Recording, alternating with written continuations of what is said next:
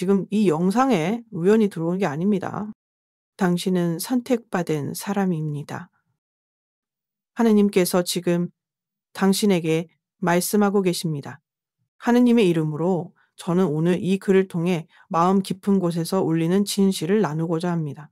이 메시지는 모든 이에게 향한 것이 아닙니다. 세상의 시끄러운 소리 속에서 주님의 음성을 듣기 위해 귀를 기울인 자, 고요한 내면에서 성령의 이끄심을 느낀 자, 그리고 믿음을 삶의 중심에 둔 자들에게만 열리는 말씀입니다. 이것은 선택받은 이들을 위한 하느님의 속삭임입니다. 세상은 늘 바쁘고 혼란스럽고 때로는 우리를 외롭게 만듭니다. 그러나 그런 광야 한가운데서도 주님은 조용히 말씀하십니다. 내 사랑하는 자야, 내가 너를 부르고 있다. 그 부르심을 듣는 귀는 많지 않습니다. 그것은 단지 귀로 듣는 소리가 아니라 영혼이 반응하는 떨림이며 마음이 알아채는 진동입니다. 당신이 지금 이 글을 읽고 있다면 아마도 그것은 우연이 아닐 것입니다. 당신이야말로 하나님께서 특별히 선택하시는 사람일지도 모릅니다. 우리는 자주 질문합니다. 왜 나인가요? 왜 이 길이 이렇게 외롭고 힘든가요? 그러나 주님의 대답은 이렇습니다. 내가 너를 불렀기 때문이다. 내가 너를 세상에서 구별했기 때문이다. 하나님께서 선택하신 사람은 종종 고요한 전쟁을 겪습니다. 남들이 모르는 눈물, 말로 표현할 수 없는 고통, 그리고 누구에게도 털어놓을 수 없는 내면의 싸움. 그러나 그 모든 것은 우연이 아닙니다. 그것은 선택받은 이들이 지나가야 할 정화의 길이며 성숙의 길입니다. 성경 속의 예언자들과 성인들도 그러했습니다. 그들은 세상의 눈에 위대하기 이전에 하느님 앞에서 깨어지고 낮아지는 시간을 겪었습니다. 우리가 그런 시간을 보내고 있다면 그것은 하느님께서 우리를 사용하시기 위해 다듬고 계시는 순간일 수 있습니다. 그분은 준비되지 않은 그릇에 은총을 쏟지 않으십니다. 그분은 정금같이 단련된 심령에 성령의 불을 내리십니다. 사랑하는 자매요, 당신의 내면에 성령의 불이 타오르고 있음을 느끼나요? 세상은 당신의 고요한 기도를 모르고 당신의 인내를 평가하지 않지만 하느님은 다 알고 계십니다. 그분은 조용히 말씀하십니다. 두려워하지 마라. 내가 너를 보았다. 내가 너를 택하였다. 그리고 그 선택은 어떤 상처보다 강하고 어떤 어둠보다 깊은 빛입니다. 이 순간 우리가 할 것은요, 단 하나입니다. 순종과 신뢰. 때로는 이해되지 않아도, 길이 보이지 않아도 주님의 부르심에 예라고 대답하는 것입니다.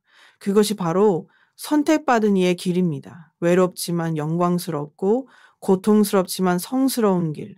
그리고 이제 그 길 끝에는 약속하신 하나님의 손길이 기다리고 있습니다. 어쩌면 당신은 지금 이 글을 읽으며 조용히 눈물을 삼키고 있을지도 모릅니다. 아무에게도 말할 수 없는 고통, 깊은 밤 홀로 견뎌야 했던 불안과 상처, 그리고 멈추지 않는 삶의 무게 앞에서 당신은 스스로에게 묻고 있었을 것입니다. 하느님, 이 고통은 왜 존재하나요? 정말 끝은 있는 건가요?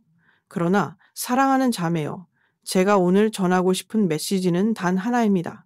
당신의 고통은 끝이 아니라 시작입니다. 그것은 새로운 생명의 서막이며 하느님께서 준비하신 놀라운 축복의 전조입니다. 주님 안에서 살아간다는 것은 모든 일이 순조롭고 평안하다는 것을 의미하지 않습니다.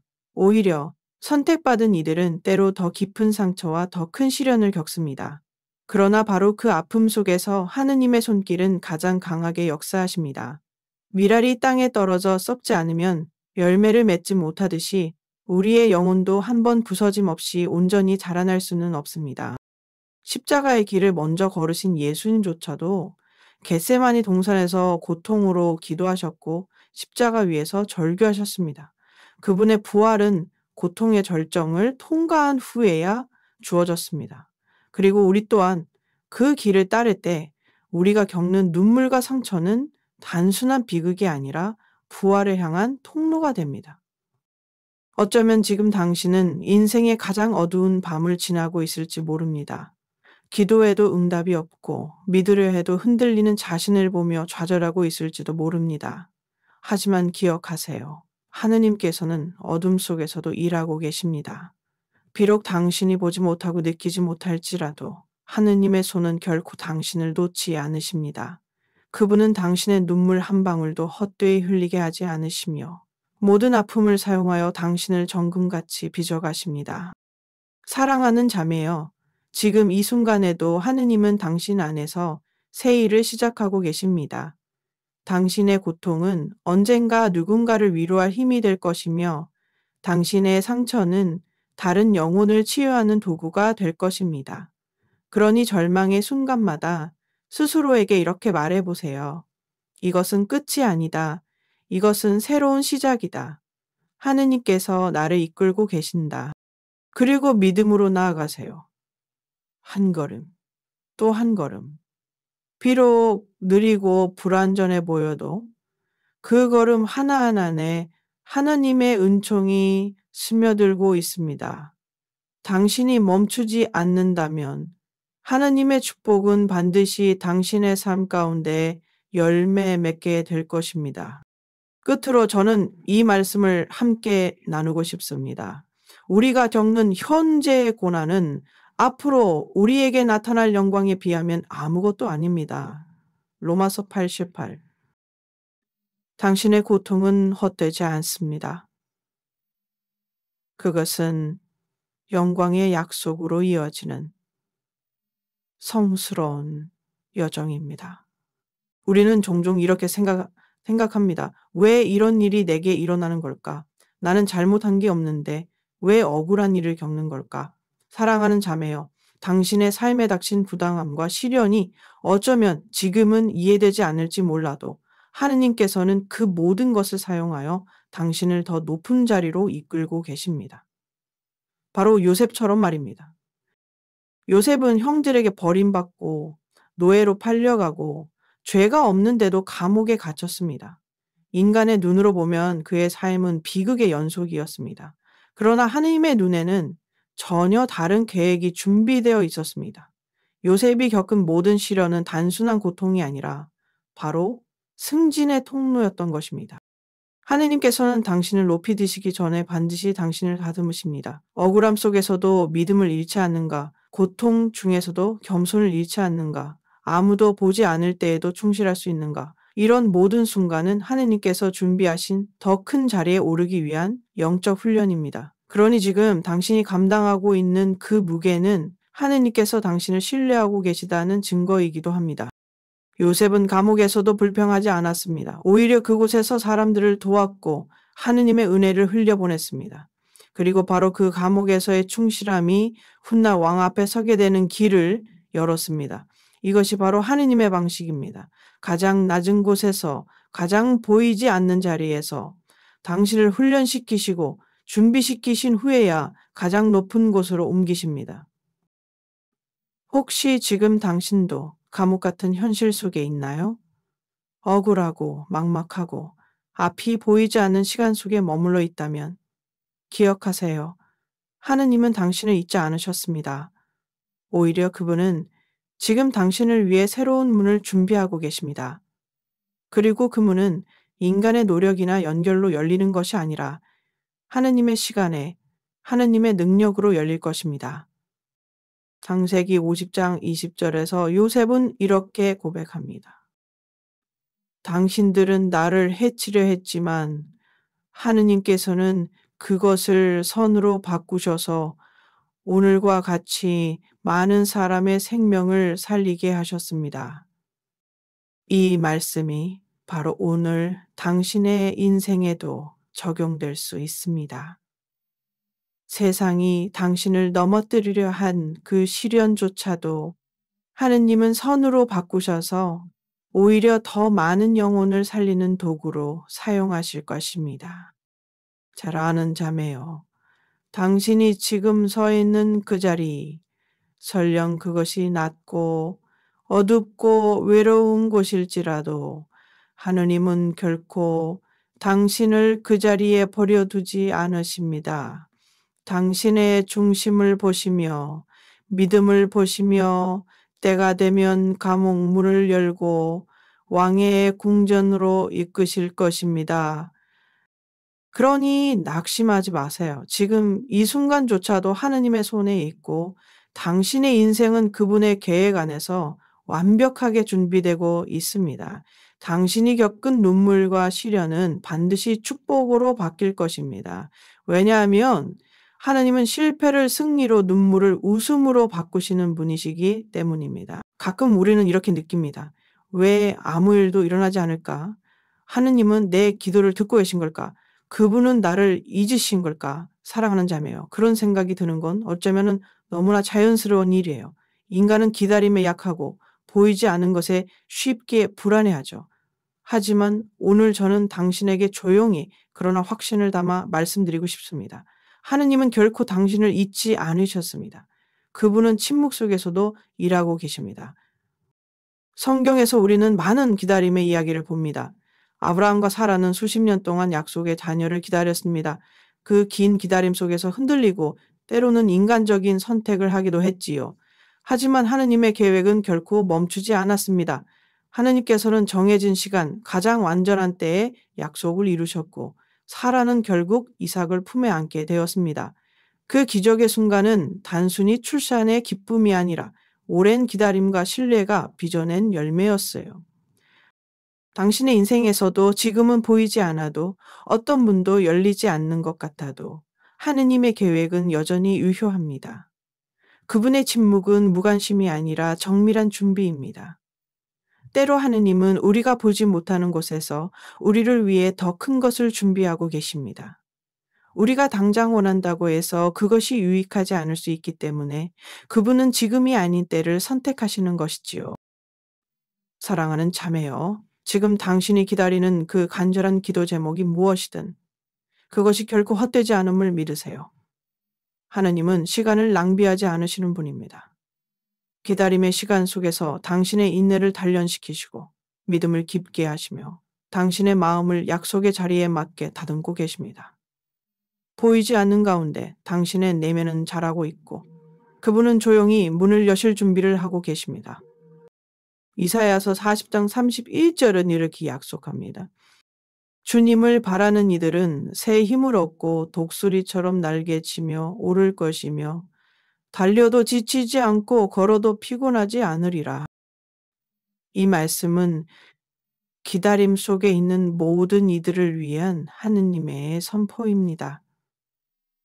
당신이 지금 지치고 포기하고 싶은 마음이 들더라도 기다림의 끝에는 반드시 새로운 힘과 승리가 따를 것입니다.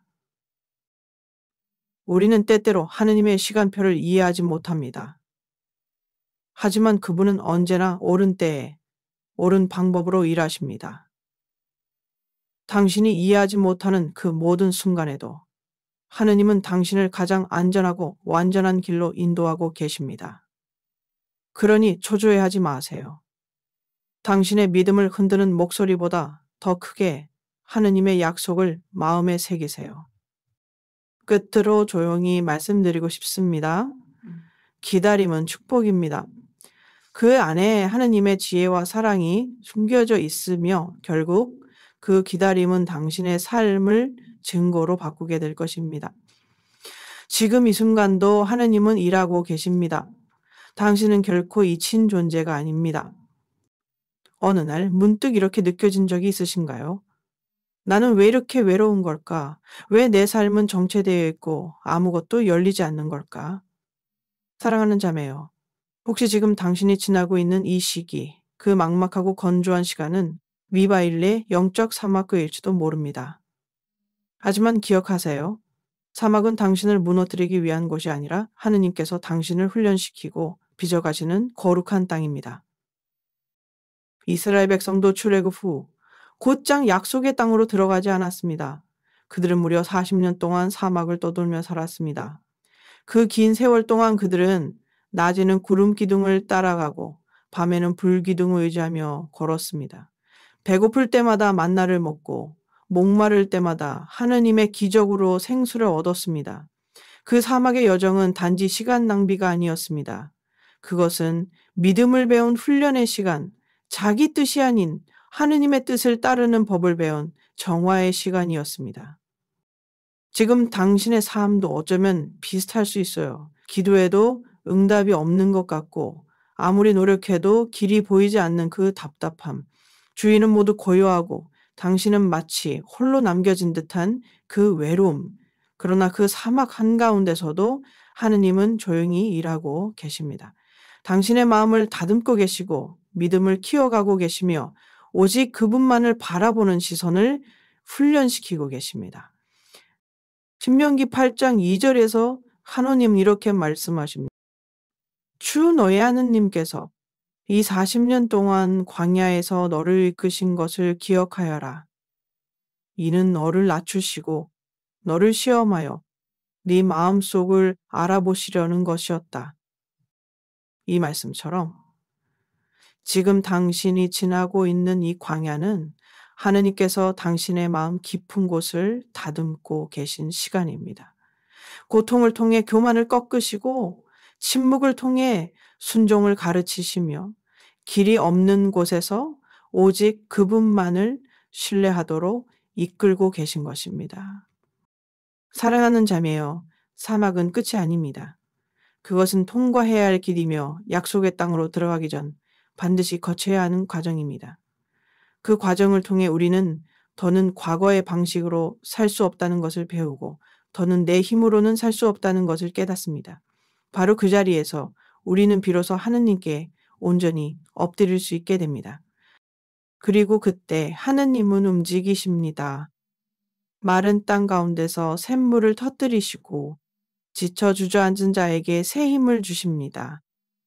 당신이 지금 견디고 있는 이 사막은 당신을 위한 하나의 교실이며 축복을 담을 그릇을 준비하는 시간입니다. 절대로 포기하지 마세요. 광야는 당신의 끝이 아니라 축복의 입구입니다. 하느님은 당신을 광야에 버려두지 않으셨습니다. 오히려 지금 그분은 당신 곁에 가장 가까이 다가와 계십니다. 그분의 침묵은 멀어짐이 아니라 당신을 성장시키기 위한 신성한 방법입니다. 우리가 살아가다 보면 꼭 그런 순간이 찾아옵니다.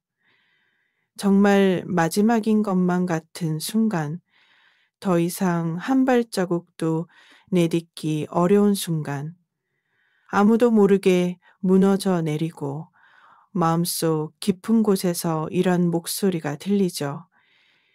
이제 그만 포기해도 되지 않을까? 사랑하는 자매여, 혹시 지금이 바로 그런 때인가요? 그렇다면 저는 오늘 조용히 그러나 확신을 담아 이렇게 말씀드리고 싶습니다. 절대로 멈추지 마세요. 지금 이 순간이야말로 당신의 기적이 가장 가까이 다가온 순간일 수 있습니다.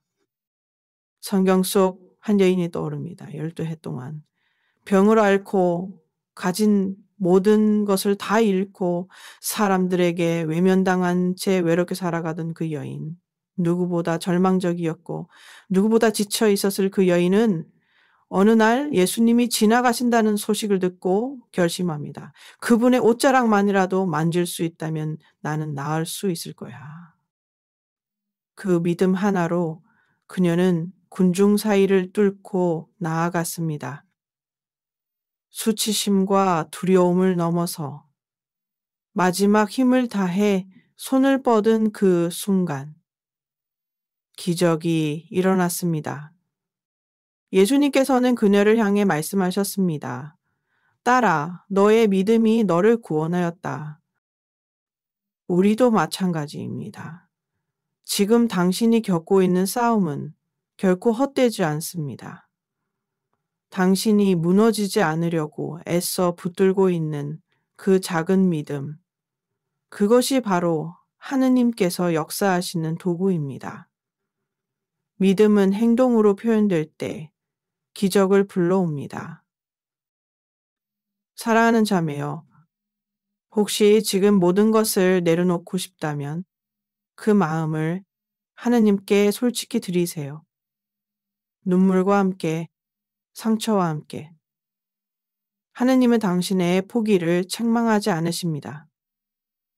오히려 그 깊은 고통 속에서도 붙들고 있는 작디작은 믿음이 바로 기적을 불러오는 열쇠입니다. 우리는 종종 이렇게 생각합니다. 하느님이 내 기도를 듣고 계신 걸까? 정말 변화가 올 수 있을까? 그러나 기억하세요. 엘리야도 똑같은 마음으로 기도했습니다. 하늘에 비가 내리길 바라며 7번이나 하인을 보냈지만 아무것도 보이지 않았지요. 하지만 7번째 아주 작고 미미한 구름 하나가 떠올랐고 그것이 하늘을 채우고 폭우를 내리게 했습니다.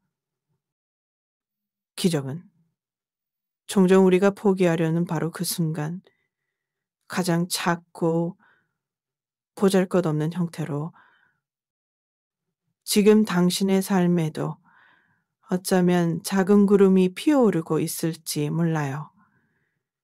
아직은 희미하고 작지만 그것이 당신의 삶을 뒤흔들 축복의 시작이 될 것입니다. 그러니 다시 한번 믿음으로 나아가세요. 비록 지치고 아프고 눈물겨울지라도 포기하지 마세요. 왜냐하면 바로 이 순간이 당신의 회복과 승리의 문턱이기 때문입니다. 하나님은 지금도 말씀하십니다. 딸아, 조금만 더 견뎌라. 나는 너를 보고 있다. 너의 믿음을 기뻐하고 있다. 그리고 나는 결코 너를 포기하지 않을 것이다. 아펴, 사랑하는 자매여, 오늘 이 순간 제가 당신에게 전하고 싶은 진실이 있습니다. 당신은 평범한 존재가 아닙니다. 당신은 우연히 태어난 사람이 아닙니다. 당신은 하느님께서 직접 선택하신 사람입니다. 이 세상이 감당할 수 없는 소중한 사명을 지닌 특별한 존재입니다. 우리는 살아가며 자신을 작게 여기곤 합니다. 나는 너무 연약해. 나는 가진 것도 없고 특별하지 않아. 하느님이 정말 나를 쓰실까? 그런 의심들이 마음을 채울 때마다 저는 이렇게 말씀드리고 싶어요. 하느님께서 택하신 자는 세상의 기준으로 위대한 사람이 아닙니다. 그분은 겸손한 마음, 순결한 믿음, 무릎 꿇을 줄을 아는 영혼을 기뻐하시고 그런 사람을 통해 세상을 바꾸십니다. 당신이 지금 겪고 있는 시련, 외로움, 버림받음의 감정조차도 하느님께서 당신을 들어쓰시기 전 반드시 거치게 하시는 영적 과정입니다. 그분은 부서진 마음을 통해 일하시고 눈물 속에서 기적을 시작하십니다. 당신의 상처는 헛되지 않았습니다. 오히려 그 상처가 당신을 기름 부음 받은 자로 만들었습니다. 성경의 다윗도 그랬습니다. 그는 들판에서 양을 치던 어린 목동이었지만 하느님께서는 그를 이스라엘의 왕으로 부르셨습니다. 기름 부음을 받은 이후에도 다윗은 긴 고난의 시간을 보내야 했습니다. 쫓기고 배신당하고 때로는 목숨까지 위협받았지만 그 모든 과정 속에서도 하느님은 다윗과 함께 계셨고 마침내 그를 왕좌에 올리셨습니다. 당신의 인생도 마찬가지입니다. 지금은 비록 광야 같고 사람들에게 잊힌 것 같아도 하느님의 시선은 늘 당신을 위해 머물러 있습니다. 당신이 기도할 때마다, 숨죽여 눈물 흘릴 때마다 하느님의 마음도 함께 떨리고 있다는 사실을 잊지 마세요. 이사야 54장 17절 말씀처럼 너를 해치려고 만든 그 어떤 무기도 성공하지 못할 것이다. 그 말씀은 지금 당신을 향한 선포입니다. 당신을 무너뜨리려 했던 고난, 당신을 좌절하게 만든 실패, 당신을 조롱했던 사람들의 말을 그 모든 것 위에 하느님의 손이 있습니다. 그리고 지금 하느님은 당신에게 말씀하십니다. 일어나라, 나의 딸아. 너는 더 이상 피해자가 아니다. 너는 내 사랑을 입은 자, 나의 영으로 기름 부음 받은 자, 내가 세우고 높일 자다. 근인이 스마탄 행가 다지 시미나. 사랑하는 자매요, 이 말씀을 마음에 깊이 새기세요. 당신은 선택받은 사람입니다. 당신의 정체성은 세상이 정의하지 않습니다. 당신은 하느님의 딸이며 그분의 약속 안에 있는 자입니다. 그리고 이제 그분께서 당신을 들어 올리실 시간입니다.